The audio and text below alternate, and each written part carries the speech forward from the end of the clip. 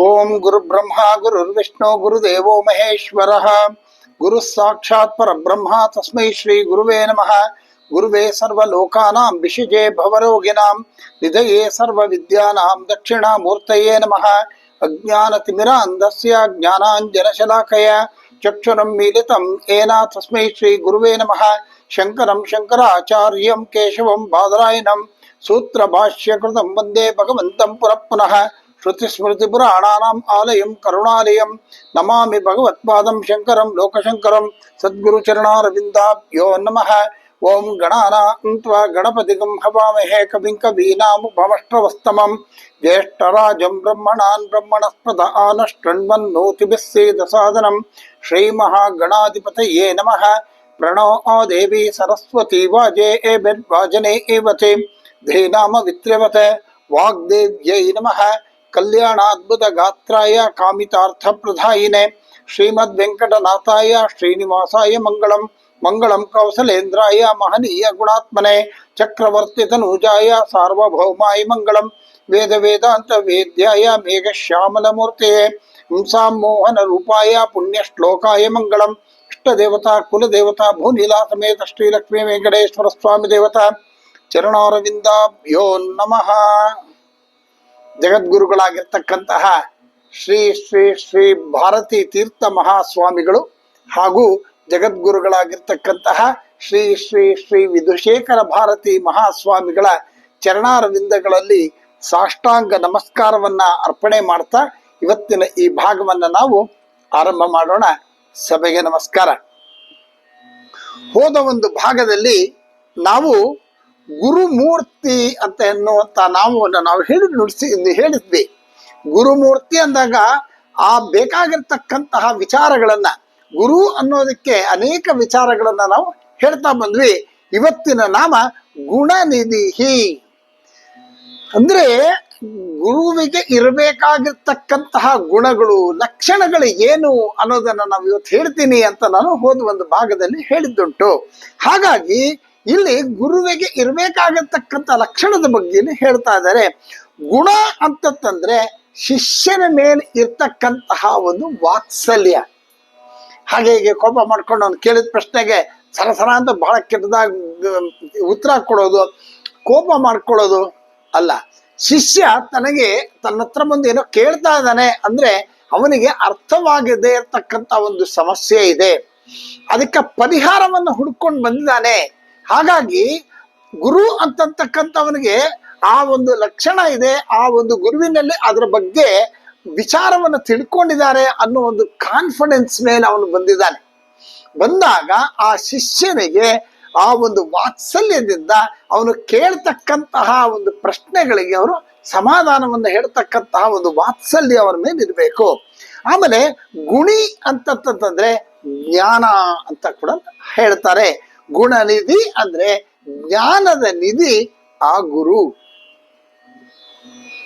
ಹಾಗಾಗಿ ಗುರು ಅಂದಾಗ ಜ್ಞಾನದ ನಿಧಿ. ಇಲ್ಲಿ ಗುರು ಅಂತಕ್ಕಂಥದ್ದು ಯಾವುದೇ ವಿಧವಾಗಿರ್ತಕ್ಕಂತಹ ಪದವಿ ಅಲ್ಲ. It is not A designation. Managing director, manager, executive director, ಇನ್ನೊಂದು ಮತ್ತೊಂದು ಅನ್ನೋ ತರ ಯಾವುದೇ ವಿಧವಾಗಿರ್ತಕ್ಕಂತಹ ಒಂದು ಅಪಾಯಿಂಟ್ಮೆಂಟ್ ಆಗಲಿ ಅಥವಾ ಅದು ಯಾವುದೇ ಒಂದು ವಿಧವಾಗಿರ್ತಕ್ಕಂಥ ಒಂದು ಪದವಿ ಅಲ್ಲವೇ ಅಲ್ಲ. ಅದು ಜ್ಞಾನ ನಿಧಿ. ನಾವು ಒಂದು ಎಪಿಸೋಡ್ ನಲ್ಲೇ ಹೇಳಿದ್ವಿ, ಗುರು ಅಂತಕ್ಕಂಥದ್ದು ರಕ್ತ ಮಾಂಸಗಳಿಂದ ತುಂಬಿರ್ತಕ್ಕಂತಹ ಶರೀರ ಅಲ್ಲ, ಅದು ಶಕ್ತಿ. ಆ ಒಂದು ಅತ್ಯದ್ಭುತವಾಗಿರ್ತಕ್ಕಂತಹ ಶಕ್ತಿ ಅನ್ನೋ ಮಾತನ್ನ ನಾವು ಹೇಳಿದ್ವಿ. ಹಾಗಾಗಿ ಗುರುವಿಗೆ ಇರಬೇಕಾಗಿರ್ತಕ್ಕಂತಹ ಲಕ್ಷಣಗಳನ್ನ ಶಾಸ್ತ್ರ ಏನ್ ಹೇಳುತ್ತೆ ಅನ್ನೋದನ್ನ ಮತ್ಸ್ಯ ಪುರಾಣದಲ್ಲಿ ಹೇಳ್ತಾರಂತೆ. ನೋಡಿ, ಇಲ್ಲಿ ಮತ್ಸ್ಯ ಪುರಾಣ ಅಂತಂದಾಗ ನಾವು ಇದ್ರ ವಿಚಾರವಾಗಿ ಸ್ವಲ್ಪ ಸಂಕ್ಷಿಪ್ತವಾಗಿ ತಿಳ್ಕೊಳ್ಳೋದಕ್ಕೆ ಪ್ರಯತ್ನ ಮಾಡೋಣ. ನೋಡಿ, ಹಿಂದೆ ಪ್ರಳಯ ಕಾಲದಲ್ಲಿ ನಾವೀಗಾಗಲೇ ಹೇಳಿರ್ತಕ್ಕಂಥ ರೀತಿಯಲ್ಲಿ ಈ ಒಂದು ಭೂಮಿ, ಈ ಒಂದು ಲೋಕದಲ್ಲಿ ಇರ್ತಕ್ಕಂಥದ್ದೆಲ್ಲವನ್ನು ಕೂಡ ತನ್ನ ಕಡೆಗೆ ಪರಮೇಶ್ವರ ಎಳ್ಕೊಂಡ್ಬಿಡ್ತಾನಂತೆ.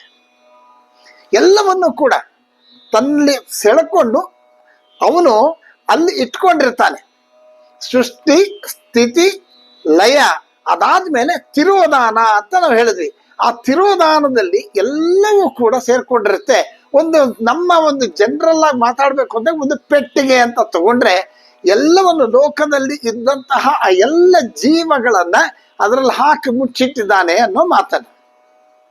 ಹಾಗಾಗಿ ಆ ತಿರೋಧಾನ ಅಂದಾಗ ಆ ಒಂದು ಎಲ್ಲವನ್ನು ಕೂಡ ಸಂಕ್ಷಿಪ್ತವಾಗಿ ಒಳಗಡೆ ಇಟ್ಕೊಂಡಿರ್ತಕ್ಕಂಥದ್ದು. ಅಂತಹದ್ದನ್ನ ಏನ್ ಮಾಡ್ತಾನೆ ಅಂತಂದ್ರೆ ಒಂದು ನೌಕೆಯಲ್ಲಿ ಇಟ್ಕೊಂಡು ಭಗವಂತನ ಒಂದು ಆಣತಿಯಂತೆ ಆ ನೌಕೆಯಲ್ಲಿ ಅದನ್ನ ಇಟ್ಕೊಂಡು ಸಪ್ತರ್ಷಿಗಳನ್ನ ಅದರಲ್ಲಿ ಕೂರಿಸ್ಕೊಂಡು ಒಂದು ಹಗ್ಗವನ್ನ ಮತ್ಸ್ಯಾವತಾರದಲ್ಲಿ, ಮತ್ಸ್ಯ ಅಂತಂದ್ರೇನು ಮೀನಿನ ಅವತಾರದಲ್ಲಿ ನಾರಾಯಣ ಅದನ್ನ ತನ್ನ ಶೃಂಗಕ್ಕೆ, ಮತ್ಸ್ಯಕ್ಕೆ ಒಂದು ಕೊಂಬಿದೆಯಂತೆ, ಆ ಕೊಂಬಿಗೆ ಆ ಪೆಟ್ಟಿಗೆಗೆ ಅಥವಾ ಆ ನೌಕೆಯನ್ನ ಕಟ್ಟಿದಾರಂತೆ. ಆ ನೌಕೆಗೆ ಕಟ್ಟಿರ್ತಕ್ಕಂತಹ ಆ ಒಂದು ಏನಿದೆ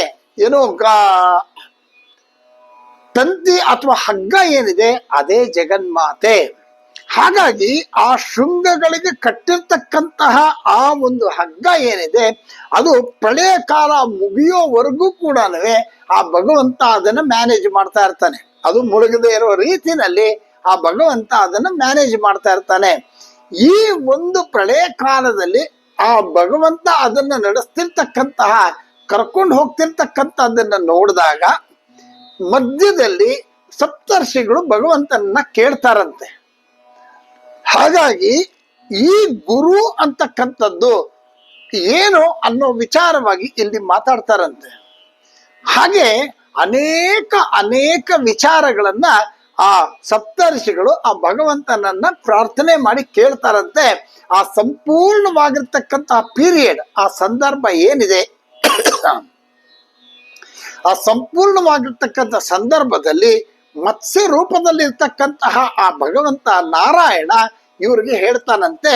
ಆ ರೂಪ ಮತ್ಸ್ಯ ರೂಪದಲ್ಲಿ ಇವರಿಗೆ ತಿಳಿಸ್ಕೊಟ್ಟಂತಹ ಶಾಶ್ವತವಾಗಿರ್ತಕ್ಕಂಥ ಅತ್ಯಂತ ಅದ್ಭುತವಾಗಿರ್ತಕ್ಕಂಥ ಮಾಹಿತಿಗಳನ್ನು ಹೊಂದಿರತಕ್ಕಂಥದ್ದು ಯಾವುದು ಅಂದ್ರೆ ಮತ್ಸ್ಯ ಪುರಾಣ. ಹಾಗಾಗಿ ಇದಕ್ಕೊಂದು ಶ್ಲೋಕ ಏನ್ ಹೇಳ್ತಾರೆ ಅಂತಂದ್ರೆ, ಜಗದ್ದಾತ್ರಿ ಮಹಾಮಾಯ ಲೋಕಮಾತಾ ಜಗನ್ಮಯಿ ದೃಢಯಿಷ್ಯತಿ ತಾಂ ರಜ್ಜು ಅಂದ್ರೇನು, ದಾರ, ಹಗ್ಗ, ನತೃಟ್ಯತಿ ಯಥಾ ತಥಾ ಅಂತ ಶ್ಲೋಕ. ಅಂದ್ರೆ ಆ ಹಗ್ಗದ ರೂಪದಲ್ಲಿ ಆಕೆ ಅಲ್ಲಿ ಅವಳು ಇದ್ಲು ಅನ್ನೋ ಮಾತನ್ನ ಈಗ ನಾವು ತಿಳ್ಕೊಂಡ ಹಾಗೆ ಗುಣನಿಧಿ ಅಂತ ಅಂದಾಗ ಗುರುವಿಗೆ ಇರ್ತಕ್ಕಂತ ಲಕ್ಷಣಗಳೇನು ಅನ್ನೋದನ್ನ ಇಲ್ಲಿ ಹೇಳ್ತಾ ಇದ್ದಾರೆ. ಅಂದ್ರೆ ನಾವು ಈ ಕಥೆಯನ್ನ ಮತ್ಸ್ಯ ಪುರಾಣದ ಬಗ್ಗೆ ಯಾಕೆ ನಾವು ಹೇಳಿದ್ವಿ ಅಂದ್ರೆ, ಮತ್ಸ್ಯ ಪುರಾಣದಲ್ಲಿ ಗುರುವಿನ ಲಕ್ಷಣಗಳನ್ನ ಹೇಳ್ತಾರೆ ಅಂತ ಹೇಳಿದಾಗ ಆ ಮತ್ಸ್ಯ ಪುರಾಣದ ಒಂದು ಕಥೆ. ಆದ್ರೆ ಈಗ ಗುರುವಿನ ಲಕ್ಷಣಗಳನ್ನ ಈ ಮತ್ಸ್ಯ ಪುರಾಣದಲ್ಲಿ ಏನ್ ಹೇಳ್ತಾರೆ ಅಂದ್ರೆ, ಸುಂದರ ಸುಮುಖ ಸ್ವಚ್ಛ ಸುಲಭೋ ಬಹುತಂತ್ರವಿತ್ ಅಸಂಶಯ ಸಂಶಯ ಚಿತ್ ನಿರಪೇಕ್ಷೋ ಗುರುರ್ಮತಃ ಅಂತ ಹೇಳ್ತಾರೆ. ಬಹಳ ಸುಂದರವಾಗಿರ್ತಕ್ಕಂತಹ ಒಂದು ವಿಚಾರ. ಗುರು ಮೊದಲಿಗೆ ಸುಂದರನಾಗಿರ್ಬೇಕಂತೆ. ಸುಂದರನಾಗಿರ್ಬೇಕು ಅಂತಂದ್ರೆ ಫಿಸಿಕಲ್ ಆಗಿ ಅವನು ಬಹಳ ಹ್ಯಾಂಡ್ಸಮ್ ಆಗಿರ್ಬೇಕು, ಅಥವಾ ತುಂಬಾ ಲಕ್ಷಣವಾಗಿರ್ಬೇಕು, ಆತರ ಅಲ್ಲ. ಅದು ಸುಂದರನಾಗಿರ್ಬೇಕು ಅಂತಂದ್ರೆ ಪ್ರತಿಯೊಬ್ಬರಿಂದಲೂ ಕೂಡ ಅವ್ರು ಬೇಕು ಅಂತ ಅನ್ನಿಸ್ಕೊಳ್ಳುವಂತಹ ಗುಣ ಇರಬೇಕು. ಪ್ರತಿಯೊಬ್ಬರನ್ನು ಕೂಡ ಆಧರಿಸ್ತಕ್ಕಂತಹ ಸ್ವಚ್ಛವಾಗಿರ್ತಕ್ಕಂತಹ ಮನಸ್ಸನ್ನ ಉಳ್ಳವನ್ನಾಗಿರ್ಬೇಕು, ಒಳ್ಳೆಯ ಸ್ವಭಾವವನ್ನ ಹೊಂದಿರತಕ್ಕಂಥವನಾಗಿರ್ಬೇಕು. ನಾನು ಈಗಾಗಲೇ ಹೇಳಿದೆ, ಗುರು ಅಂದ ತಕ್ಷಣ ರೇಖೋಳವನಾಗಬಾರ್ದು ಅಂತ. ಹಾಗಾಗಿ ಸುಂದರವಾಗಿರ್ತಕ್ಕಂತಹ ಅಂದ್ರೆ ಒಳ್ಳೆಯ ಸ್ವಭಾವವನ್ನು ಹೊಂದಿರತಕ್ಕಂಥವನಾಗಿರ್ಬೇಕು.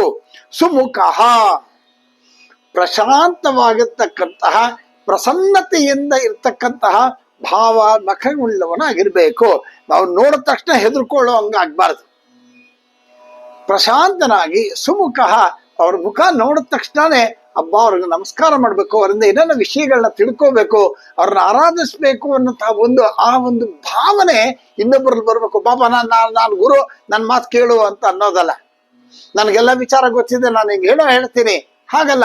ಇವರಿಂದ ಏನಾದ್ರು ತಿಳ್ಕೊಳ್ಳೋಣ, ಜ್ಞಾನಿಗಳು, ವಿದ್ಯೆ ಇದೆ, ಶಕ್ತಿ ಇದೆ, ಇವರ ತಿಳ್ತಕ್ಕಂಥದ್ದನ್ನ ತಿಳ್ಕೊಳ್ಳೋಣ, ನಮ್ಮ ಸಮಸ್ಯೆಗಳನ್ನ ಪರಿಹಾರ ಮಾಡ್ಕೊಳ್ಳೋಣ ಅನ್ನುವಾಗ ಆ ಪ್ರಸನ್ನತೆ, ಆ ನಗುವಿನಲ್ಲಿ ಆ ಒಂದು ಪ್ರಶಾಂತವಾಗಿರ್ತಕ್ಕಂಥದ್ದು ಕಾಣಿಸಬೇಕು. ಹಾಗಾಗಿ ಶಿಷ್ಯನಿಗೆ ಪ್ರಸನ್ನತಾ ಭಾವದಿಂದ ಅವನು ಅನುಕೂಲನಾಗಿರ್ಬೇಕು. ನಾನು ಈಗಾಗಲೇ ಇದ್ರ ಬಗ್ಗೆ ನಾವು ಹೇಳಿದ್ದೀವಿ. ಸ್ವಚ್ಛ ಅಂತಂದ್ರೆ ನೀಟಾಗಿ ಒಳ್ಳೆ ಫಳಫಳ ಅಂತ ಹೊಸದಾಗಿರತಕ್ಕಂಥ ಬಟ್ಟೆಗಳನ್ನು ಹಾಕೊಂಡು ಶೈನಿಂಗ್ ಆಗಿರ್ಬೇಕು. ಅದು ಹಾಗಲ್ಲ, ಅದು ಬಾಡಿಗಿರ್ತಕ್ಕಂಥ ಹೊರಗಡೆ ಇರ್ತಕ್ಕಂತಹ ಒಂದು ಅಲಂಕಾರ. ಆದ್ರೆ ಸ್ವಚ್ಛನಾಗಿರ್ಬೇಕು ಅಂತಂದ್ರೆ ನಿಷ್ಕಪಟನಾಗಿರ್ಬೇಕು, ಕಪಟ ಬುದ್ಧಿ ಇರಬಾರದು. ಹಾಗಾಗಿ ಕಪಟತನ, ಒಬ್ರಿಗೊಂಥರ ಇಲ್ಲೊಂಥರ ಬರೀ ಮೋಸ ಮಾಡೋದು, ಯಾವ ದೃಷ್ಟಿಯಲ್ಲಿ ಎಲ್ಲಿ ನನಗೆ ಲಾಭ ಬರುತ್ತೆ ಆ ರೀತಿಯಾಗಿರ್ತಕ್ಕಂತಹ ಯಾವುದೇ ಕಪಟತನ ಇರಬಾರದು. ಸುಲಭ ಅಂದ್ರೆ ಶಿಷ್ಯನಿಗೆ ಯಾವ ಸಂದರ್ಭದಲ್ಲಿ ಬೇಕಾದ್ರೂ ಕೂಡ, ಯಾವ ಸಂದೇಹ ಇದ್ರೂ ಕೂಡ ನಿವಾರಿಸುವಂತಹ ಒಂದು ಚೈತನ್ಯ ಅವನ ಹತ್ರ ಇರಬೇಕು. ಆಮೇಲೆ ಬಹುತಂತ್ರವಿತ್, ಶಿಷ್ಯನ ಒಂದು ಈ ಸಮಸ್ಯೆಗಳನ್ನ ಅಥವಾ ಅವನು ಕೇಳ್ತಕ್ಕಂಥ ಪ್ರಶ್ನೆಗಳಿಗೆ ಸಮಂಜಸವಾಗಿರ್ತಕ್ಕಂಥ ಉತ್ತರ ಕೊಡಬೇಕು ಅಂತಂತಂದ್ರೆ ಅವನ ಹತ್ರ ಏನಿರ್ಬೇಕು, ಬಹುಶಾಸ್ತ್ರಗಳ ಜ್ಞಾನ ಇರಬೇಕು. ಅವನ ಹತ್ರ ನಾಲೆಡ್ಜೇ ಇಲ್ಲ. ಅವನು ಹೇಗೆ ಉತ್ತರಗಳನ್ನು ಕೊಡ್ತಾನೆ, ಆ ಶಿಷ್ಯನಿಗೆ ಅನುಕೂಲವಾಗಿ ಹೇಗೆ ನಡ್ಕೋತಾನೆ. ಒಳಗಡೆ ಅವನಿಗೆ ನಾಲೆಡ್ಜ್ ಇಲ್ಲ ಅಂದಾಗ ಅವನೇನೋ ಕೇಳ್ದಂದ್ರೆ ಏನೋ ಹೋಗ ನಿಗೆ ಗೊತ್ತಾಗಲ್ಲ, ಇದೆಲ್ಲ ನಿನಗೆ ಅರ್ಥವಾಗಲ್ಲ ಅಂತ ಹೇಳಿ ಕಳಿಸ್ಬಿಡೋದು. ಹಾಗಲ್ಲ. ಹಾಗಾಗಿ ಮೊದಲು ಅವನು ಆ ಗುರುವಾಗಿರ್ತಕ್ಕಂಥವನು ಬಹುಶಾಸ್ತ್ರಗಳ ತಿಳ್ಕೊಂಡವನಾಗಿರ್ಬೇಕು. ಆ ಸಂಶಯ ನೋಡಿ, ತಾನು ಉಪದೇಶಿಸ್ತಿರ್ತಕ್ಕಂತಹ ವಿಷಯದಲ್ಲಿ ಅವನಿಗೆ ಸಂದೇಹ ಇರಬಾರದು, ಸಂದೇಹ ರಹಿತನಾಗಿರ್ಬೇಕು. ಅವನು ಯಾವುದೋ ಒಂದು ಉಪದೇಶ ಮಾಡ್ತಾ ಇದ್ದಾನೆ ಅಂತಂದ್ರೆ ತನಗೆ ಕಾನ್ಫಿಡೆನ್ಸ್ ಇರಬೇಕು, ತಾನು ಹೇಳ್ತಿರೋದು ಸರಿಯಾಗಿದೆ, ಅಥೆಂಟಿಸಿಟಿ ಆಗಿದೆ, ಧರ್ಮಬದ್ಧವಾಗಿದೆ. ನಾವ್ ಹೇಳಿದ್ವಿ ಶಾಸ್ತ್ರೀಯವಾಗಿದೆ. ನಾವೇನ್ ಹೇಳಿದ್ವಿ, ಶಾಸ್ತ್ರೀಯವಾಗಿರ್ತಕ್ಕಂಥದ್ದೆಲ್ಲ ಧರ್ಮಬದ್ಧ ಅಂತ. ಹಾಗಾಗಿ ಗುರು ಉಪದೇಶಿಸ್ತಕ್ಕಂತಹ ಪ್ರತಿ ಒಂದು ಕೂಡ ಶಾಸ್ತ್ರಬದ್ಧವಾಗಿರ್ಬೇಕು, ಧರ್ಮಬದ್ಧವಾಗಿರ್ಬೇಕು, ಲೋಕಕ್ಕೆ ಹಿತವಾಗಿರ್ಬೇಕು, ಲೋಕ ರಕ್ಷಣೆ ಆಗಿರ್ಬೇಕು. ಈ ಪರಂಪರೆಗೆ ಯಾವುದೇ ರೀತಿಯಾಗಿರ್ತಕ್ಕಂತಹ ಕಷ್ಟ ಕಾರ್ಪಣ್ಯಗಳಿಗೆ ಒಳಗಾಗದೆ ಇದ್ದಂಗೆ ನೋಡ್ಕೊಂಡು ಅವರಿಗೆ ಉದ್ಧಾರ ಆಗುವ ಹಾಗೆ ಮಾರ್ಗದರ್ಶನ ಮಾಡ್ತಕ್ಕಂಥ ವಿಷಯಗಳು. ಹಾಗಾಗಿ ಅಂತಹ ಅದ್ಭುತವಾಗಿರ್ತಕ್ಕಂಥ ವಿಷಯಗಳನ್ನ ಇಟ್ಕೊಂಡಿದ್ದು ಅವನು ಅದನ್ನ ಹೇಳ್ತಾ ಇದ್ದಾನೆ ಅಂದ್ರೆ ಅವ್ರಿಗೆ ಯಾವುದೇ ವಿಧವಾಗಿರ್ತಕ್ಕಂತಹ ಸಂದೇಹ ಇರಬಾರ್ದು. ಮುಂದು ಸಂಶಯ ಚಿತ್ ಅಂದ್ರೆ ಸಂದೇಹ ನಿವಾರಕ ಶಕ್ತಿಯನ್ನ ಹೊಂದಿರಬೇಕು. ನಾನು ಈಗಾಗಲೇ ಹೇಳಿದೆ, ಯಾವ್ದಾದ್ರು ಸಂದೇಹ ಇದೆ ಅಂತ ಕೇಳಿದಾಗ ಅದಕ್ಕೆ ಸಂದೇಹ ನಿವಾರಕ ಶಕ್ತಿಯನ್ನ ಅವನು ಹೊಂದಿರಬೇಕು. ನಿರಪೇಕ್ಷ, ಇದು ಬಹಳ ಮುಖ್ಯ. ಗುರುವಾಗಿರ್ತಕ್ಕಂಥವನು ಯಾವುದೇ ಅಪೇಕ್ಷೆಯನ್ನ ಹೊಂದಿರಬಾರದು. ಯಾಕೆಂತಂದ್ರೆ ಅವನು ಅಪೇಕ್ಷೆಯನ್ನ ಹೊಂದಿದ್ರೆ ಅದು ಕಮರ್ಷಿಯಲ್ ಆಗ್ಬಿಡುತ್ತೆ. ಗುರುವಾಗಿರ್ತಕ್ಕಂಥವನು ಲೋಕಕ್ಕೆ ಹಿತವನ್ನ ಬಯಸ್ತಿರೋದ್ರಿಂದ ಯಾವುದೇ ವಿಧವಾಗಿರ್ತಕ್ಕಂತಹ ಅಪೇಕ್ಷೆ ಇಟ್ಕೊಳ್ದೇ ಇರ್ತಕ್ಕಂತಹ ಒಂದು ಗುಣ ಅವನ ಹತ್ರ ಇರಬೇಕು. ಆಮೇಲೆ ಇಂತಹ ಎಲ್ಲ ಲಕ್ಷಣವನ್ನು ಹೊಂದಿರತಕ್ಕಂಥವನ್ನ ಗುರು ಅಂತ ಕರೀತಾರೆ. ಇಲ್ಲಿ ಜಗನ್ಮಾತೆಗೆ ಇಲ್ಲಿ ಹೇಳಿದಂತಹ ಸರ್ವ ಲಕ್ಷಣಗಳು ಇರೋದ್ರಿಂದ ಆಕೆ ಗುರು ಸ್ವರೂಪಿಣಿ. ಇಲ್ಲಿ ಶಿಷ್ಯನ ಬಾಧ್ಯತೆಗಳೇನು ಅಂತ ಹೇಳಿದಾಗ, ಗುರು ಹೇಳ್ಕೊಟ್ಟಿರ್ತಕ್ಕಂತಹ ಅಥವಾ ಗುರು ಹಾಕೊಟ್ಟಂತಹ ಮಾರ್ಗದರ್ಶನದಲ್ಲಿ ಅಥವಾ ಮಾರ್ಗದಲ್ಲಿ ಅವನು ಪ್ರಯಾಣವನ್ನ ಮಾಡಿ ಅದನ್ನ ಅವನು ಸ್ವಚ್ಛವಾಗಿ ಸರಿಯಾಗಿ ತಿಳ್ಕೊಂಡು, ಸುಮ್ಮನೆ ಅರ್ಧಂಬರ್ಧ ತಿಳ್ಕೊಂಡು ನಂಗೆಲ್ಲ ಬಂತು ಅಂತಲ್ಲ, ಗುರು ಹೇಳ್ಕೊಟ್ಟಿರ್ತಕ್ಕಂಥ ಅದನ್ನ ಸರಿಯಾಗಿ ತಿಳ್ಕೊಂಡು ಅದನ್ನ ಹಾಗೆ ಯಥಾವತ್ತಾಗಿ ಅರ್ಥ ಮಾಡಿಕೊಂಡು ಮುಂದೆ ತನ್ನ ಶಿಷ್ಯರಿಗೂ ಕೂಡ ತನ್ನ ಗುರುವಿನ ಮಾರ್ಗದರ್ಶನ ಯಾವ ರೀತಿಯಲ್ಲಿ ಸಿಕ್ತೋ ಅದೇ ರೀತಿಯಲ್ಲಿ ಯಥಾವತ್ತಾಗಿ ಮುಂದಿನ ಕುಲಕ್ಕೆ ಅಥವಾ ಮುಂದಿನ ಒಂದು ಪೀಳಿಗೆಗೆ ಹೇಳ್ತಕ್ಕಂಥ ಒಂದು ಚೈತನ್ಯವನ್ನು ಹೊಂದಿರ್ತಕ್ಕಂಥವರು. ಹಾಗೆ ತನ್ನ ಗುರು ನಿರಪೇಕ್ಷನಾಗಿದ್ರು ಕೂಡ, ತನ್ನ ಗುರು ಯಾವುದನ್ನು ಅಪೇಕ್ಷೆ ಮಾಡದೆ ಇದ್ರು ಕೂಡ, ಅಪೇಕ್ಷೆ ಇಟ್ಕೊಳ್ಳದೆ ಇದ್ರು ಕೂಡ ಗುರುವಿಗೆ ಇವನು ಏನಾದ್ರೂ ಒಂದು ಮಾಡಬೇಕು, ಗುರುವಿಗೆ ಏನಾದ್ರೂ ಒಂದು ಮುಖ್ಯವಾಗಿರ್ತಕ್ಕಂಥ ಒಂದು ಸೇವೆಯನ್ನ ಮಾಡಬೇಕು ಅಥವಾ ಇಂಥದ್ದು ಮಾಡಬೇಕು, ಅವರಿಗೆ ಯಾವ್ದಾದ್ರು ಒಂದು ರೀತಿಯಲ್ಲಿ ನಾವು ಅವರಿಗೆ ಸಹಕಾರಿಯಾಗಿರ್ಬೇಕು. ಇನ್ನೊಂದು ಮತ್ತೊಂದು ಯಾವ್ದಾರು ಇರ್ಬೋದು, ಅಂತದನ್ನಂದ್ರೆ ಗುರು ದಕ್ಷಿಣೆ ಅಥವಾ ಗುರು ಸೇವೆ ಇಂಥ ರೀತಿಯಲ್ಲಿ ತಾನು ಮಾಡಬೇಕು ಅನ್ನುವಂಥ ಕಾತುರನಾಗಿರ್ಬೇಕಂತ. ಅಯ್ಯೋ ನಮ್ಮ ಗುರುಗಳು ಏನು ಅಪೇಕ್ಷೆ ಮಾಡಲ್ಲಪ್ಪ, ನಾನು ಏನು ಕೊಡಲ್ಲಪ್ಪ, ನಾನು ಸೇವೆನೂ ಮಾಡಲ್ಲ, ಏನು ಮಾಡಲ್ಲ, ಅವ್ರಿಂದ ತಿಳ್ಕೊಂಡಾಯ್ತು ಅವ್ರು ನಿರಪೇಕ್ಷಿಗಳು, ನಾವೇನು ಅವ್ರಿಗೆ ಸೇವೆನೂ ಮಾಡ್ಬೇಕಲ್ಲ, ಅವ್ರಿಗೇನು ನಾವು ಕೊಡ್ಬೇಕಾಗಿಲ್ಲ, ಮಾಡಬೇಕಾಗಿಲ್ಲ ಅಂತ. ಅದು ಹಾಗಲ್ಲ. ಶಿಷ್ಯನ ಆದ್ಯ ಕರ್ತವ್ಯ ಗುರುವಿನಿಂದ ಕಲ್ತ್ಕೊಂಡಿದ್ದಾನೆ ಅಂದ್ರೆ ಅವರಿಗೆ ಮುಖ್ಯವಾಗಿ ಮಾಡ್ತಕ್ಕಂತಹ ಕೆಲಸಗಳನ್ನ ಅವರಿಗೆ ಇಂಟರ್ನ್ ತನ್ನ ಒಂದು ಕೃತಜ್ಞತೆಯನ್ನ ಸಲ್ಲಿಸುವಂತಹ ಅತ್ಯಂತ ಶುದ್ಧವಾಗಿರ್ತಕ್ಕಂತಹ ಆ ಒಂದು ಭಾವನೆಯನ್ನು ಅವನು ಹೊಂದಿರಬೇಕು. ಇದು ಸಂಪ್ರದಾಯಗಳು, ಗೊತ್ತಾಗ್ತಾ ಇದೆಯಾ? ಇದು ಸಂಪ್ರದಾಯ. ಹಾಗಾಗಿ ತಾಯಿಯ ಗುಣಗಳೆಲ್ಲವೂ ಕೂಡ ಇಲ್ಲಿ ಕಾಣಿಸೋದ್ರಿಂದ ಆ ಜಗನ್ಮಾತೆ ಗುರುಮೂರ್ತಿ ರೂಪಿಣಿ ಅನ್ನೋ ಮಾತನ್ನ. ಮುಂದಿನ ನಾಮ ಗೋಮಾತಾ. ಇದ್ರ ಬಗ್ಗೆ ನಾವು ಹಿಂದೆ ಕೂಡ ಹೇಳಿದ್ದುಂಟು. ಎಲ್ಲಿ ಎಲ್ಲಿ ಗೋವುಗಳಿರುತ್ತೋ ಅಲ್ಲಿ ಸುಭಿಕ್ಷವಾಗಿರುತ್ತೆ ಅಂತ. ಹಿಂದಿನ ಕಾಲದಲ್ಲಿ ಪ್ರತಿ ಒಬ್ಬರು ಮನೆಯಲ್ಲೂ ಹಸುಗಳನ್ನ ಸಾಕ್ತಾ ಇದ್ರಂತೆ. ಯಾಕೆಂತಂದ್ರೆ ಅದೊಂದು ಲಕ್ಷಣ, ಬಹಳ ಶುಭ. ಗೋ ಹತ್ಯೆ ಮಾಡೋದಾಗ್ಲಿ, ಗೋವಿಗೆ ತೊಂದರೆ ಕೊಡೋದಾಗ್ಲಿ, ಗೋವಿಗೆ ಏನು ಕೆಟ್ಟೋಗಿರ್ತಕ್ಕಂಥ ಪದಾರ್ಥಗಳನ್ನು ಕೊಡೋದಾಗ್ಲಿ, ಇವೆಲ್ಲ ಮಾಡೋದು ಮಹಾಪಾಪ ಅನ್ನೋ ಮಾತನ್ನ. ಇಲ್ಲಿ ಗೋಮಾತಾ ಅಂತಂತಂದ್ರೇನು, ಗೋಮಾತೆಯ ರೂಪದಲ್ಲಿರ್ತಕ್ಕಂತಹ, ಗೋಮಾತೆ ಅಂದ್ರೆ ನಾವೇನ್ ಕರಿತೀವಿ ಕಾಮಧೇನು. ಆ ಕಾಮಧೇನು ಅಂತಕ್ಕಂತಹದ್ದನ್ನ ನಾವು ಒಂದಷ್ಟು ಸತಿ ಹೇಳಿದ್ರೇನೆ ಪುಣ್ಯ ಬಂದ್ಬಿಡುತ್ತೆ. ಹಿಂದೆ ಕೂಡ ಹೇಳಿದ್ದೆ, ಗಂಗಮ್ಮ ಗಂಗಮ್ಮ ಅಂತೇಳಿ ಆ ಗಂಗಾ ಮಾತೆಯನ್ನ ಪ್ರಾರ್ಥನೆ ಮಾಡಿದ್ರೆ ಅನೇಕ ಜನ್ಮಗಳ ಪಾಪ ಕಳೆದೋಗುತ್ತೆ ಅಂತ. ಕಾಶಿ ಕಾಶಿ ಅಂತ ಹೇಳಿ ಕಾಶಿಯನ್ನ ನೆನೆಸ್ಕೊಂಡ್ರೆ ಪಾಪಗಳು ಕಳೆದೋಗುತ್ತೆ ಅಂತ ಹೇಳಿ. ಹಾಗಾಗಿ ಗೋಮಾತಾ ಅನ್ನುವಾಗ ಜಗನ್ಮಾತೆ ಕಾಮಧೇನುವಿನ ರೂಪದಲ್ಲಿ ಇರ್ತಕ್ಕಂತಹ ಆ ತಾಯಿ. ಹಾಗೆ ಕಾಮಧೇನುವಿಗೆ ಇನ್ನೊಂದು ಹೆಸರೇನು ಅಂತಂದ್ರೆ ಸುರಭಿ. ಪ್ರತಿ ಗೋವು ಕೂಡ ತಾಯಿಯ ರೂಪನೇ ಅಥವಾ ತಾಯಿನೇ. ಗೋಮಾತೆಯ ಸೇವೆಯನ್ನ ಯಾರು ಮಾಡ್ತಾರೋ ಅವರು ತಾಯಿಯ ಸೇವೆ ಮಾಡಿದ ಫಲವನ್ನ ಪಡೆದು ಬಿಡ್ತಾರೆ ಅನ್ನೋ ಮಾತನ್ನ ನೋಡಿ. ಗೋವಿಗೆ ಸೇವೆಯನ್ನ ಮಾಡಬೇಕು ಅಂತಂದಾಗ ನಮ್ಮನೆಯಲ್ಲಿ ಹಸು ಇಲ್ಲ ಅಂದ್ರೆ ಗೋವುಗಳೆಲ್ಲಿರುತ್ತೋ ಅಲ್ಲಿ ಹೋಗಿ ಯಥಾಶಕ್ತಿ ಸೇವೆಯನ್ನ ಮಾಡ್ತಕ್ಕಂಥದ್ದು. ಅದಕ್ಕೆ ಯುಕ್ತವಾಗಿರ್ತಕ್ಕಂಥ ಆಹಾರವನ್ನ ಕೊಡ್ತಕ್ಕಂಥದ್ದು. ಎಲ್ಲೋ ನಾವು ತಿನ್ನಕ್ಕಾಗಲ್ಲ, ಕೆಟ್ಟೋಗಿದೆ, ಅದನ್ನ ಹಸು ಕೊಡ್ಬಿಡು ತಿನ್ಬಿಡುತ್ತೆ ಅಂತ. ಅದು ಹಾಗಲ್ಲ. ಹಸುವಿಗೆ ಯುಕ್ತವಾಗಿರ್ತಕ್ಕಂಥದ್ದು ನಾವೇನಾದ್ರು ಕೊಡ್ತೀವಿ ಅಂದ್ರೆ ಆ ಹಸುವಿನ ಆರೋಗ್ಯಕ್ಕೆ ಯಾವುದೇ ರೀತಿಯಾಗಿರ್ತಕ್ಕಂತಹ ತೊಂದರೆಗಳಾಗ್ಲಿ ಅನಾನುಕೂಲಗಳಾಗ್ಲಿ ಆಗಬಾರದು. ಅಂತಹ ಆಹಾರವನ್ನ ಗೋವುಗಳಿಗೆ ಕೊಡಬೇಕು.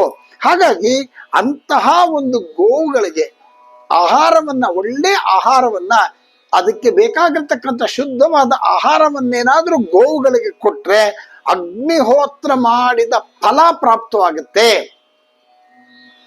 ಹಾಗಾಗಿ ಗೋ ಶಬ್ದಕ್ಕೆ ಅನೇಕ ಅರ್ಥಗಳಿದೆ ನೋಡಿ. ನಾವು ಗೋವು ಅಂತ ತಕ್ಷಣ ಹಸು ಅಂತ ಅಂದುಬಿಡ್ತೀವಿ. ಆದ್ರೆ ಇಲ್ಲಿ ಶಾಸ್ತ್ರದಲ್ಲಿ ಗೋವು ಅನ್ನೋದಕ್ಕೆ ಅಥವಾ ಗೋ ಅನ್ನೋದಕ್ಕೆ ಅನೇಕ ಅರ್ಥಗಳನ್ನ ಕೊಟ್ಟಿದ್ದಾರೆ. ನಾವು ಅದನ್ನ ಸಂಕ್ಷಿಪ್ತವಾಗಿ ತಿಳ್ಕೊಳ್ಳೋಣ ಇವತ್ತಿನ ಇದರಲ್ಲಿ ಅಂತ ಹೇಳಿ. ಗೌಹು ಕ್ರತೌ ವೃಷಭೆ ಚಂದ್ರೆ ವಾಗ್ ಭೂಹು ದಿಕ್ ಧೇನುಷು ಸ್ತ್ರೀಯಾಂ ದ್ವಯೋಸ್ತು ರಶ್ಮಿ ದೃಕ್ ಬಾಣ ಸ್ವರ್ಗ ವಜ್ರಾಂಬು ಲೋಮಸು. ಏನಿದು ಅಂತ ಅಂದಾಗ, ಗೌ ಅಂತಂದಾಗ ಹಸು ಅಂತ ನಾವು ಹೇಳಿದ್ವಿ. ವಾಕ್ ಅಂದಾಗ ಗೋವು ವಾಗ್ದೇವಿ ಸ್ವರೂಪಿಣಿ. ಈಗ ಗೊತ್ತಾಗತ್ತೆ. ವಾಕ್ ಅಂತಂದಾಗ ವಾಗ್ದೇವಿ, ನಾವು ಏನ್ ಶಬ್ದವನ್ನ ಪಲಕಬೇಕು ಹೇಳ್ಬೇಕು, ಆ ಒಂದು ಶಬ್ದ ಬರ್ಬೇಕು ಅಂತಂದ್ರೆ ನಾವ್ ಈಗಾಗ್ಲೇ ಹೇಳಿದ್ವಿ, ನಮ್ಮ ಬಾಯಿನಲ್ಲಿ ನಮ್ಮ ಗಂಟ್ಲಿಂದ ಮೇಲಕ್ಕಿರ್ತಕ್ಕಂಥ ಆ ಒಂದು ಜಾಗದಲ್ಲಿ ವಾಗ್ದೇವಿಗಳಿದ್ದಾರೆ ಅಂತ.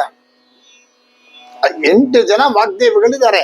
ಹಾಗಾಗಿ ಆ ವಾಗ್ದೇವಿಗಳು ಅವು ಆ ರೂಪದಲ್ಲಿ ಇರ್ತಕ್ಕಂತಹ ಆ ಜಗನ್ಮಾತೆ ಗೌ ಅಂತ ಕರೀತಾರೆ. ಸ್ವರ್ಗ, ಸ್ವರ್ಗ ಅನ್ನೋದಕ್ಕೆ ನಾವ್ ಈಗಾಗ್ಲೇ ಬಹಳ ಸರಿ ಹೇಳ್ಬಿಟ್ಟಿದೀವಿ. ಸ್ವರ್ಗ. ವೃಷಭ ಅಂದ್ರೆ ಗೌ ಅಂದ್ರೆ ವೃಷಭ ಅಂತ ತಗೊಂಡಾಗ ವೃಷಭೇಶ್ವರಿ. ಕಿರಣ. ಕಿರಣ ಅಂದ್ರೇನು? ಜ್ಞಾನ, ಜ್ಞಾನೇಶ್ವರಿ. ನೋಡಿ, ಗೌ ಅನ್ನೋದಕ್ಕೆ ಎಷ್ಟು ಅರ್ಥಗಳು ಹೇಳ್ತಾ ಇದ್ದಾರೆ. ಚಂದ್ರರೂಪಿ, ಅಮೃತವನ್ನ ಕೊಡ್ತಕ್ಕಂತಹ ಆ ತಾಯಿ ಚಂದ್ರರೂಪಿ. ಭೂಮಿ ರೂಪ, ಭೂ ಅಂತಂದಾಗ ಭೂಮಿ ರೂಪದಲ್ಲಿರ್ತಕ್ಕಂಥವಳು. ಆಮೇಲೆ ಯಜ್ಞ ಅಂತ ಹೇಳಿದ್ರು. ಗೌ ಅಂದ್ರೆ ಯಜ್ಞ, ಯಾಗ ಅಂತ ಕರೆದ್ರು. ಅದನ್ನ ಯಾಗಾಧೀಶ್ವರಿ. ಬಾಣ ಅಂತಂದಾಗ ಶತ್ರು ಸಂಹಾರಕಿ ಅಥವಾ ಶತ್ರು ಸಂಹಾರಿಣಿ. ಆಮೇಲೆ ಜಲ. ದಿಕ್ಕು ಅಂತಂದ್ರೆ ಎಲ್ಲ ದಿಗಂತಗಳಲ್ಲೂ ಕೂಡ ವ್ಯಾಪಿಸಿರ್ತಕ್ಕಂತಹ ಆ ಜಗನ್ಮಾತೆ. ಕೂದಲು ಅಂದಾಗ ಸುಂದರವಾಗಿರ್ತಕ್ಕಂತಹ ಕೂದಲನ್ನು ಹೊಂದಿರತಕ್ಕಂಥವಳಿಗೂ ಕೂಡ ಗೌ ಅಂತ ಕರೀತಾರೆ. ಕಣ್ಣು ಅಂತಂದಾಗ ಅತ್ಯಂತ ಶ್ರೇಷ್ಠವಾಗಿರ್ತಕ್ಕಂತಹ ದೃಷ್ಟಿಯನ್ನ ಹೊಂದಿರತಕ್ಕಂಥವಳು, ಸುಂದರವಾಗಿರ್ತಕ್ಕಂಥವಳು. ತಾಯಿ, ಜನನಿ ಅಂದ್ರೆ ಎಲ್ಲ ತಾಯಂದಿರ ತಾಯಿ ಆ ತಾಯಿ. ಸ್ವರ್ಗ. ಹಾಗಾಗಿ ಪ್ರತಿ ಭಾರತೀಯನು ಕೂಡ, ಪ್ರತಿಯೊಬ್ಬ ಮನುಷ್ಯನು ಕೂಡ ಇದನ್ನು ನಾವು ಅರ್ಥ ಮಾಡ್ಕೋಬೇಕು. ಏನಪ್ಪಾ ಅಂತಂದ್ರೆ ನನ್ನ ತಾಯಿ ಅಂತಂದ್ರೆ ನೆಕ್ಸ್ಟ್ ಗೋಮಾತಾ. ಹಾಗಾಗಿ ಇಂತಹ ಅದ್ಭುತವಾಗಿರ್ತಕ್ಕಂತಹ ಒಂದು ವಿಚಾರವನ್ನ ನಮ್ಮ ಭಾರತ ದೇಶದಲ್ಲಿ ನೋಡ್ಬೋದು. ಗೋವು ಅಂತ ತಕ್ಷಣ ನನ್ನ ತಾಯಿ ಅಂತ ಹೇಳಿ ನಮಸ್ಕಾರವನ್ನು ಮಾಡ್ತಕ್ಕಂತಹ ಅತ್ಯಂತ ಶ್ರೇಷ್ಠ ಸಂಸ್ಕಾರ ಹೊಂದಿರತಕ್ಕಂಥದ್ದು ಅಂದ್ರೆ ಭಾರತ. ಅಂತಹ ಭಾರತದಲ್ಲಿ ಜನಿಸಿರ್ತಕ್ಕಂತಹ ನಾವೆಲ್ಲರೂ ಕೂಡ ಧನ್ಯರು, ಧನ್ಯರು, ಧನ್ಯರೇ. ಆಮೇಲೆ ನಮ್ಗೆ ಈ ಗೋಗಳನ್ನ ಸೇವೆ ಮಾಡುವಂತಹ ಅನೇಕ ಸ್ಥಳಗಳು ಇದೆ, ಸೇವೆ ಮಾಡ್ತಕ್ಕಂತಹ ಅವಕಾಶಗಳು ಕೂಡ ಇದೆ. ಹಾಗಾಗಿ ನಾವುಗಳು ಸಾಧ್ಯವಾದಾಗ ಕಡೇ ಪಕ್ಷ ಯಾವಾಗ ಸಾಧ್ಯವೋ ಅವಾಗ ಹೋಗಿ ಆ ಗೋ ಸೇವೆಯನ್ನ ಮಾಡಿ ಆ ತಾಯಿಯ ಅನುಗ್ರಹವನ್ನು ಪಡೆಯೋಣ. ಯಾಕೆಂತಂದ್ರೆ ಗೋ ಜಗನ್ಮಾತೆಯ ಸ್ವರೂಪ ಅಂತ ನಾನು ಈಗಾಗಲೇ ಹೇಳಿದ್ದೀನಿ. ಮುಂದಿನ ನಾಮ ಗುಹ ಜನ್ಮ ಭೂಹು. ಇಲ್ಲಿ ಕರ್ಕೊಂಡು ಬಂದ್ರು. ನಾನು ಈ ಗಾ ಅನ್ನೋ ಅಕ್ಷರವನ್ನ ಪ್ರಾರಂಭ ಮಾಡಿದಾಗ ಗಣಪತಿ ಮತ್ತೆ ಸುಬ್ರಹ್ಮಣ್ಯೇಶ್ವರ ಅಂತ ಹೇಳಿ ಅವರಿಬ್ರು ಕೂಡ ಗುರುಗಳು ಅಂತ ಹೇಳಿದಾಗ, ಗಣಪತಿ ಅಂದಾಗ ಸುಬ್ರಹ್ಮಣ್ಯೇಶ್ವರನು ಕೂಡ ಅಲ್ಲಿ ಮುಂದಕ್ಕೆ ನಾನು ಹೇಳ್ತೀನಿ ಅನ್ನೋ ಮಾತನ್ನ ನಾನು ಹೇಳಿದ್ದುಂಟು. ಹಾಗಾಗಿ ಗುಹ ಜನ್ಮ ಭೂಹು ಅಂದ್ರೆ ಗುಹ ಅಂತಂದ್ರೆ ಸುಬ್ರಹ್ಮಣ್ಯೇಶ್ವರ ಅಥವಾ ಸುಬ್ರಹ್ಮಣ್ಯ ಸ್ವಾಮಿ, ಸ್ಕಂದ, ಮುರುಘ. ಹಾಗಾಗಿ ಆ ಸ್ಕಂದನ ತಾಯಿ ಜಗನ್ಮಾತೆ. ಆ ಸ್ಕಂದನ ಜನ್ಮಕ್ಕೆ ಕಾರಣರಾಗಿರ್ತಕ್ಕಂತಹ ಆ ಜಗನ್ಮಾತೆ ಗುಹ ಜನ್ಮ ಭೂಹು, ಸ್ಕಂದ ಮಾತಾ. ಆಮೇಲೆ ಗುರು ಅನ್ನೋ ವಿಷಯಕ್ಕೆ ಸಂಬಂಧಪಟ್ಟಿರ್ತಕ್ಕಂತಹ ಅರ್ಥವನ್ನ ನಾವಿಲ್ಲಿ ಹೇಳಬೇಕು ಅಂದ್ರೆ ಗುಹಾ ಅಂತಂದ್ರೆ ಹೃದಯ ಅಂತ ಕರಿಬೇಕು. ಜನ್ಮ ಅಂತಂದ್ರೆ ಕರಗೋದು. ಇಲ್ಲಿ ಹೃದಯದಲ್ಲಿ ಕರಗುವಂಥದ್ದು ಯಾವುದು ಅಂದ್ರೆ ವಿದ್ಯೆ ಅನ್ನುವಂತಹ ಪರಮಾರ್ಥ. ಇಲ್ಲಿ ಆ ಒಂದು ವಿದ್ಯೆಯಲ್ಲಿ ಪರಮಾರ್ಥ ಕರಗಿಸ್ತಕ್ಕಂಥದ್ದು ಅಂದ್ರೆ ಉಂಟಾಗ್ತಕ್ಕಂಥದ್ದು ಏನು ಅಂದ್ರೆ ಜ್ಞಾನ. ಇಂತಹ ಜ್ಞಾನವನ್ನ ಕೊಡ್ತಕ್ಕಂಥವಳು ಯಾರು ಅಂದ್ರೆ ಗುಹ ಜನ್ಮ ಭೂಹು. ನಾವು ಹೇಳಿದ್ವಿ ಒಳಗಡೆ ಇರ್ತಕ್ಕಂತಹ ಆ ಜಗನ್ಮಾತೆಯನ್ನ ಹೊರಗಡೆಗಿಂತ ನಾವು ಒಳಗಡೆ ಹೋಗಿ ಅಲ್ಲಿ ನಾವು ಆ ತಾಯಿಯನ್ನ ಅರ್ಥ ಮಾಡ್ಕೋಬೇಕು ಅನ್ನೋ ಮಾತನ್ನು ಹೇಳಿದಾಗ, ಹೃದಯದಲ್ಲಿರ್ತಕ್ಕಂತಹ ಆ ತಾಯಿಯನ್ನ ನಮ್ಮ ಉಪಾಸನೆ ಮೂಲಕ, ನಮ್ಮ ಒಂದು ಶ್ರದ್ಧಾ ಭಕ್ತಿ ಆರಾಧನೆ ಮೂಲಕ ಆ ಒಳಗಡೆ ಇರ್ತಕ್ಕಂತಹ ಆ ತಾಯಿಯನ್ನು ಅರ್ಥಕೊಂಡಾಗ ಆ ಒಂದು ಜ್ಞಾನ ಪ್ರಾಪ್ತಿ ಆಗತ್ತೆ ಅನ್ನುವಾಗ ಅದು ಗುಹ ಜನ್ಮ ಭೂಹು ಅಂತ. ಗ ಅನ್ನೋದು ಗಣಪತಿ, ಗುಹ ಅಂದ್ರೆ ಸುಬ್ರಹ್ಮಣ್ಯ, ಇಬ್ರೂ ಕೂಡ ಗುರುಗಳೇನೆ. ಹಾಗಾಗಿ ಇವರಿಬ್ಬರ ತಾಯಿಯಾಗಿರೋದ್ರಿಂದ ಗುಹ ಜನ್ಮ ಭೂಹು ಅಂತ ಕೂಡ ಕರೀತಾರೆ. ನಾವು ಜಗನ್ಮಾತೆಯ ದೇವಸ್ಥಾನಗಳಿಗೆ ಏನಾದ್ರು ಹೋದಾಗ ಈ ಕಡೆ ಗಣೇಶ, ಈ ಕಡೆ ಸುಬ್ರಹ್ಮಣ್ಯ ಇರ್ತಾರೆ ಅನ್ನೋ ಮಾತನ್ನ ಹಿಂದಿನ ಒಂದು ನಾಮದಲ್ಲಿ ಹೇಳಿದ್ದೆ. ಆಗ ಯಾರು ಈ ಇಬ್ಬರನ್ನ ಆರಾಧನೆ ಮಾಡಿ ಅಮ್ಮನ ಹತ್ರ ಹೋಗ್ತಾರೋ ಬೇಗ ವರ ಕೊಟ್ಬಿಡ್ತಾಳೆ ಅನ್ನೋ ಮಾತನ್ನ ಕೂಡ ನಾವು ಜ್ಞಾಪಿಸ್ಕೋಬೇಕಾಗತ್ತೆ. ಹಾಗಾಗಿ ಈ ಗುರು ಸ್ವರೂಪಿಣಿಯಾಗಿರ್ತಕ್ಕಂತಹ ಆ ಜಗನ್ಮಾತೆಗೆ ನಾವು ಸಾಷ್ಟಾಂಗ ನಮಸ್ಕಾರವನ್ನು ಮಾಡೋಣ. ಯಾಕೆಂದ್ರೆ ಗುರು ಅಂತ ಅಲ್ಲಿಂದ ಆರಂಭ ಮಾಡಿ ಇಲ್ಲಿವರೆಗೂ ಕೂಡ ಅನೇಕ ವಿಚಾರಗಳನ್ನ ನಾವು ಹೇಳ್ತಾ ಬಂದಿದ್ವಿ. ಹಾಗಾಗಿ ಆ ಗುರು ಸ್ವರೂಪಿಣಿಯಾಗಿರ್ತಕ್ಕಂತಹ ಆ ಜಗನ್ಮಾತೆಗೆ ಸಾಷ್ಟಾಂಗ ನಮಸ್ಕಾರವನ್ನು ಮಾಡೋಣ. ಹಾಗೆ ಆ ಜಗನ್ಮಾತೆಯ ಅನುಗ್ರಹ ಎಲ್ರಿಗೂ ಆಗ್ಲಿ, ಆ ಗುರು ಕೃಪಾ ಕಟಾಕ್ಷ ಪ್ರತಿಯೊಬ್ಬರಿಗೂ ಆಗ್ಲಿ ಅಂತ ಪ್ರಾರ್ಥನೆಯನ್ನು ಮಾಡ್ತಾ ನಾವು ಮುಂದಿನ ನಾಮಕ್ಕೆ ಹೋಗೋಣ. ದೇವೇಶಿ. ದೇವೇಶಿ ಅಂದಾಗ ಬ್ರಹ್ಮಾದಿ ದೇವತೆಗಳಿಂದ ಅವಳು ಪೂಜಿಸಲ್ಪಡ್ತಕ್ಕಂಥವಳು. ಅವರೆಲ್ಲರಿಗೂ ಕೂಡ ಅವಳು ಪ್ರಧಾನ, ಅವಳು ಅವರೆಲ್ಲರಿಗೂ ಕೂಡ ಈಶ್ವರಿ ಆಗಿರೋದ್ರಿಂದ ದೇವೇಶಿ ಅನ್ನುವಂತ ಮಾತನ್ನ ಇಲ್ಲಿ ಹೇಳ್ತಾ ಇದ್ದಾರೆ. ಮುಂದಿನ ನಾಮ ದಂಡನೀತಿಸ್ಥ. ಇಲ್ಲಿ ದಂಡನೀತಿ ಅಂತಂದ್ರೆ ಅದು ಒಂದು ಶಾಸ್ತ್ರ. ಏನಾಗಿದೆ ಅಂತಂದ್ರೆ ನಮ್ಮ ಭಾರತದಲ್ಲಿ ಅನೇಕ ಶಾಸ್ತ್ರಗಳು ಇತ್ತು. ಅದರಲ್ಲಿ ಕಾರಣಾಂತರಗಳಿಂದ, ಹಲವಾರು ಕಾರಣಗಳಿಂದ ನಮ್ಮಲ್ಲಿದ್ದಂತಹ ಅದ್ಭುತವಾಗಿರ್ತಕ್ಕಂಥ ಶಾಸ್ತ್ರಗಳು ಕಳೆದು ಹೋಗ್ಬಿಟ್ಟಿದೆ. ನಾವು ಅದನ್ನ ಕಳ್ಕೊಂಡ್ಬಿಟ್ಟಿದೀವಿ. ಅಂತಹ ಶಾಸ್ತ್ರಗಳು ಪೈಕಿ ಇದು ಕೂಡ ಒಂದು ಶಾಸ್ತ್ರ. ಅದೆಷ್ಟು ಅಳೆದು ಉಳಿತೋ ಅಷ್ಟೇನೆ. ಹಾಗಾಗಿ ಅವುಗಳಲ್ಲಿ ಇದು ಒಂದು ಅಂತ ಹೇಳ್ತಾರೆ. ದಂಡನೀತಿ ಅಂತಂದ್ರೆ ಅರ್ಥಶಾಸ್ತ್ರ, ಮತ್ತೆ ಇದ್ರ ಜೊತೆಗೆ ಜಗನ್ಮಾತೆ ನೀತಿ ಶಾಸ್ತ್ರಗಳು ಆಗಿರೋದ್ರಿಂದ ಆ ಒಂದು ಹೆಸರು ಯಾವುದು? ದಂಡನೀತಿಸ್ಥ. ಈ ಜಗನ್ಮಾತೆ ಅರ್ಥಶಾಸ್ತ್ರಜ್ಞಳು ಕೂಡ ಹೌದು, ನೀತಿ ಶಾಸ್ತ್ರಜ್ಞಳು ಕೂಡ ಹೌದು. ಹಾಗಾಗಿ ಈ ಜಗನ್ಮಾತೆ ದಂಡನೀತಿಸ್ಥ ಅಂತ ಹೇಳಿ. ಇಲ್ಲಿ ದೇವಿ ಪುರಾಣ ಏನ್ ಹೇಳುತ್ತೆ ಅಂದ್ರೆ, ನಯಾನೇಗತಾನ್ ಲೋಕಾನ್ ಅವಿಕಲ್ಪೆ ನಿಯೋಜನಾತ್ ದಂಡನಾದ ಮತಾತ್ ವಾಪಿ ದಂಡನೀತಿ ರೀತಿ ಸ್ಮೃತ ಅಂತ ಹೇಳ್ತಾರೆ. ಏನು ದಂಡನೀತಿ ಅಂತಂದ್ರೆ, ಒಳ್ಳೆಯ ಮತ್ತು ಕೆಟ್ಟ ದಾರಿಗಳಲ್ಲಿ ಹೋಗ್ತಕ್ಕಂತಹ ಜನರನ್ನ ಕ್ರಮವಾಗಿ ಯಾರು ಒಳ್ಳೆಯ ದಾರಿಯಲ್ಲಿ ಹೋಗ್ತಾ ಇದ್ದಾರೋ, ಸಂಪ್ರದಾಯ ರೀತಿಯಲ್ಲಿ ಇದ್ದಾರೋ, ಯಾರು ಶಾಸ್ತ್ರ ಸಮ್ಮತವಾಗಿ ಇರ್ತಕ್ಕಂಥ ಮಾರ್ಗದಲ್ಲಿ, ಧರ್ಮ ಮಾರ್ಗದಲ್ಲಿ ಹೋಗ್ತಾ ಇದ್ದಾರೋ ಅವರಿಗೆ ಒಳ್ಳೆಯ ಮಾರ್ಗದರ್ಶನ ಮಾಡೋದ್ರಿಂದನೋ, ಆಮೇಲೆ ಕೆಟ್ಟ ದಾರಿಗಳಿಗೆ ಹೋಗ್ತಾ ಇರ್ತಕ್ಕಂಥವರಿಗೆ ದಂಡನೆಯನ್ನು ಕೊಡೋದ್ರಿಂದಾನೋ, ಅಥವಾ ಇನ್ನೂ ಲೋಕ ಕಂಟಕರಾದ್ರೆ ಅವರನ್ನ ದಮನ ಮಾಡೋದ್ರಿಂದಾನೋ ಅವರಿಗೆ ಸರಿಯಾದ ನಿಶ್ಚಿತ ಮಾರ್ಗದಲ್ಲಿ ಹೋಗೋ ರೀತಿಯಲ್ಲಿ ಅವರು ಹೋಗಬೇಕು ಅನ್ನುವಂತಹ ಒಂದು ಕಟ್ಟುಪಾಡುಗಳನ್ನ ಮಾಡಿ ಅವರಿಗೆ ಸರಿಯಾದ ಮಾರ್ಗವನ್ನು ತೋರಿಸ್ತಕ್ಕಂತಹ ಆ ದೇವಿಗೆ ದಂಡನೀತಿಸ್ಥ ಅಂತ ಕರೀತಾರೆ. ಒಳ್ಳೆ ಮಾರ್ಗದಲ್ಲಿ ಹೋಗ್ತಾ ಇದ್ದಾನೆ, ಒಳ್ಳೆಯವನು ಸಾತ್ವಿಕನಾಗಿದ್ದಾನೆ ಅಂತ ಅನ್ನೋದಾದ್ರೆ ಅವರಿಗೆ ಒಳ್ಳೆ ಮಾರ್ಗದಲ್ಲಿ ಹೇಗೆ ಹೋಗ್ಬೇಕು ಅಂತ ಹೇಳ್ಕೊಡ್ತಕ್ಕಂಥದ್ದು. ಇನ್ನೊಂದು ದಂಡನೀತಿಸ್ಥ ಅಂತಂದಾಗ ಯಾರು ತಪ್ಪುಗಳನ್ನ ಮಾಡ್ತಾ ಇದ್ರು, ಕೆಟ್ಟ ಮಾರ್ಗದಲ್ಲಿ ಹೋಗ್ತಾ ಇದ್ರು, ಅವ್ರಿಗೆ ದಂಡನೆಗಳನ್ನ ಕೊಟ್ಟು ಸರಿ ಮಾರ್ಗದಲ್ಲಿ ಹೋಗೋ ಹಾಗೆ ಮಾಡೋದು. ಆಮೇಲೆ ಯಾರು ಲೋಕ ಕಂಟಕರಾಗಿದ್ದಾರೋ ಅವ್ರಿಗೆ ದಂಡನೆಯನ್ನು ಕೊಡ್ತಕ್ಕಂತಹ ಒಂದು ಮಾರ್ಗ. ಈ ಎಲ್ಲ ಮಾರ್ಗವನ್ನು ಕೂಡ ಆಕೆ ತಿಳ್ಕೊಂಡಿದ್ದರಿಂದ ಆಕೆ ದಂಡನೀತಿಸ್ಥ. ಮುಂದಿನ ನಾಮ ದರಹಕಾಶ ರೂಪಿಣಿ ಅಂತ ಹೇಳಿ. ದಹರ ಅಂತಂದ್ರೇನು? ದಹರಾಕಾಶ ರೂಪಿಣಿ.